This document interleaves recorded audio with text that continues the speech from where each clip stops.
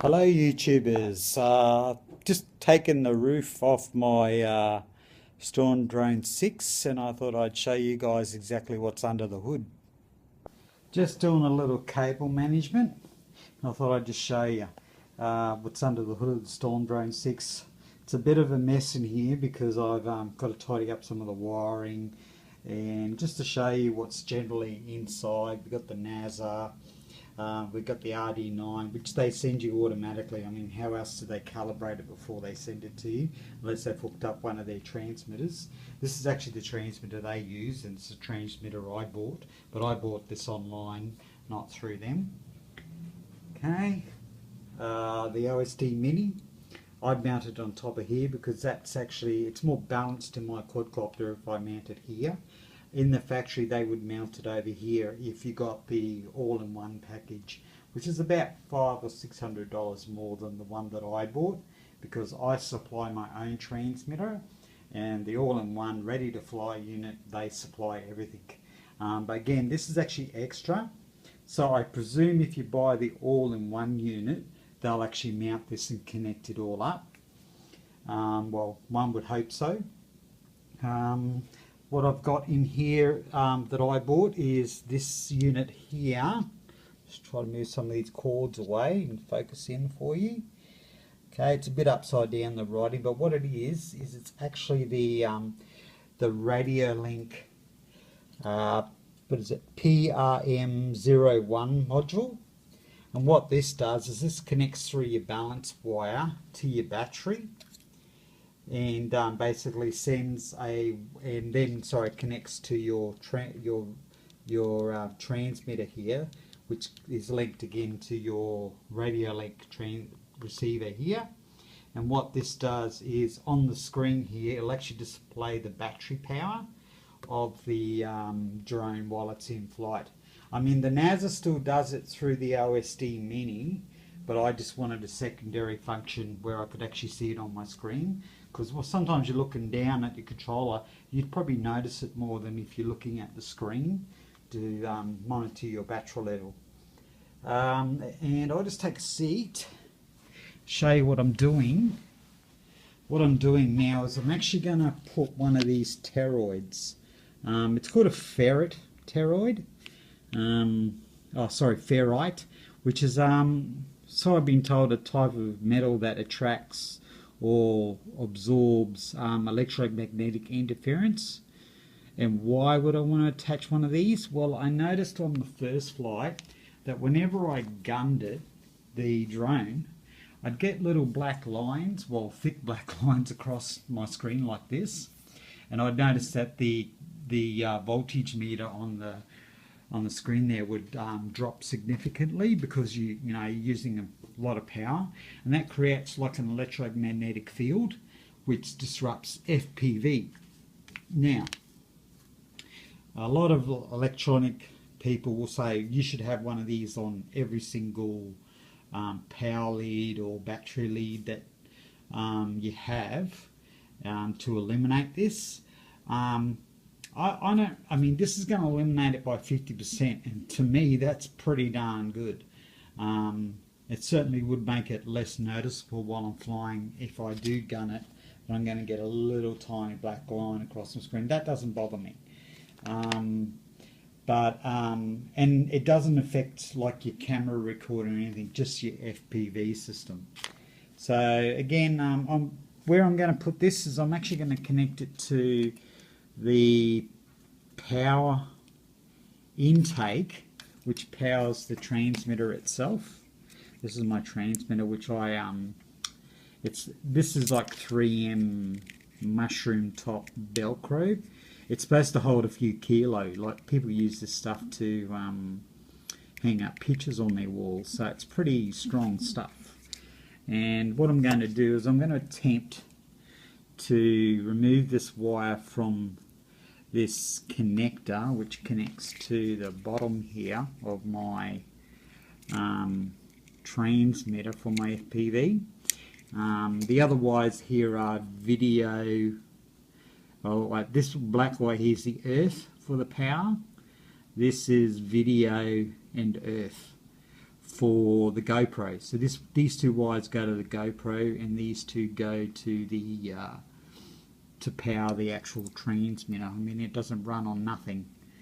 An update on this, I told you, like in one of my other videos, that these things get really darn hot. Well, I ran this for a good hour and a half, and I was kind of afraid this was going to let go.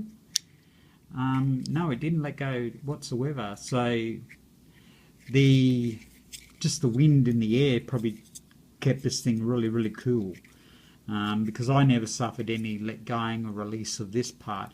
But just in case, I do put a little bit of zip tie right around the base of this area here, and I zip tie it to my quadcopter. So if it lets go here, the wires aren't taking all the weight of the transmitter, or it's not dangling from the air for when you land.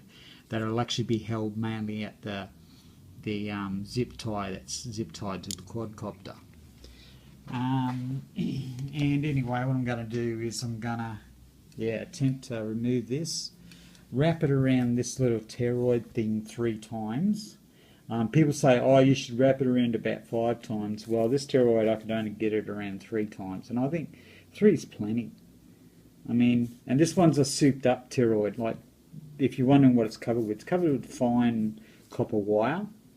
And I bought it like this. This is how this guy sends them to you, already ready to go. And the reason why he wraps them in copper wire, it just creates more of a hold of electromagnetics. And you know, basically, it's supposed to clean it up, but I'll get back to you and see how well it does. Anything else I might tell you before I start this?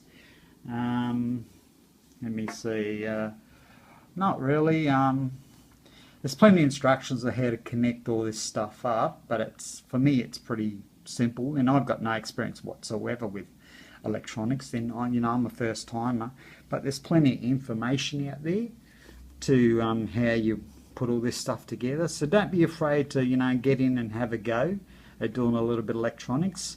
I've only started to learn how to solder, but I've done all the soldering and everything like this. I mean, I could go into it now and tell you, oh, this goes. I mean, all this stuff here now is actually wired to the OSD, and then the OSD is connected to this thing here, and it's it's already wired and ready to go. So you just basically connect that thing to this thing here, and there's even a plug for it, and then there's the plugs for the OSD mini.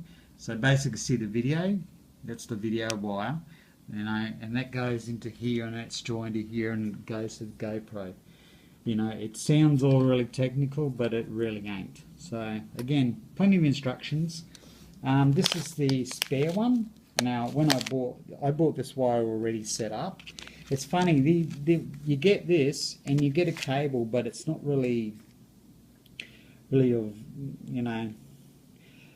it's basically, this is the cable I got, but it wasn't really any of use until I went online and I bought one of these, and it's got a balance lead already done on it. It's basically ready for FPV. I mean, you only have to connect your OSD wires up to it and you're done. So if you get this brand of, and this is a Boss, or Bose, whatever they call it, transmitter, it's probably the #1 transmitter receiver systems. Here, I'll show you the back again. You've probably seen it on the other video, but I'll show again to you for those that are new. It's probably like the most popular unit that people buy for FPV. It's 5.8 gigahertz receiver and transmitter, and I really like it because it had actually the channel screen on your transmitter, and that's why I bought it, because I'm a dummy and I need things spelled out for me. Anyway, I'll get back to you with another video. I'm going for a fly tomorrow, that's why I thought I'd get stuck into trying to get rid of these lines. Anyway, as usual, like and subscribe. If you want to see any videos or ask me any questions, go right ahead. I'll try to help you where I can. This is OzTanks1972 signing off. Hi guys, I'm back. Attempt to remove the red cord from the clip was unsuccessful, as because these clips are so darn tiny, and if you try to remove them, they're just going to break. So I opened up the spare cord that I purchased off Banggood, specifically for this transmitter, and I basically redid it. I just want to show you guys the OSD mini cord laid out in front of you. Okay, this part here plugs into the OSD mini. It's got four little, it's basically a micro or Molex connector, but it's so tiny, and these things are impossible to find if you want a spare one. So anyway, this is what you get with the OSD mini, and you basically just solder the wires to the corresponding connections. I'm not going to bother showing you an instruction video on this because there's so many of these on eBay. It just wouldn't be worth the time and effort. But seeing it laid out here, you can see that it's pretty basic. It just looks complicated on some of these videos, but yeah, there's only 4 wires you have to connect up. You only have to scissor two wires off your connector to your transmitter. That's all basically you have to do, and then you reattach them to the other side. That's it. So basically you just take off the GoPro connector and solder it on one side, and then the other two get soldered back to your transmitter. How easy is that? So this is the ferrite terioid, or whatever they call it. Basically refers to the shape of it as being like a donut ring. It's all soldered on. Hopefully this will cure my problems with those thick black lines on my transmitter that I get whenever I throttle up too hard. I'll get these big black lines across here. But this supposedly is how you cure it. I'm not going to bother just putting these bloody things all over the place. As long as it cuts it down by 50%, I'm pretty happy with that. It doesn't interfere with the GoPro recording or anything like that. But if you're wondering why these little red wires are sticking out here, this is the GoPro power. There's another one in here. All I do, a lot of people, they'll put like, they'll cut them and then they'll put this shrink wrap over them so they don't get connections. I just got a little bit of common household super glue.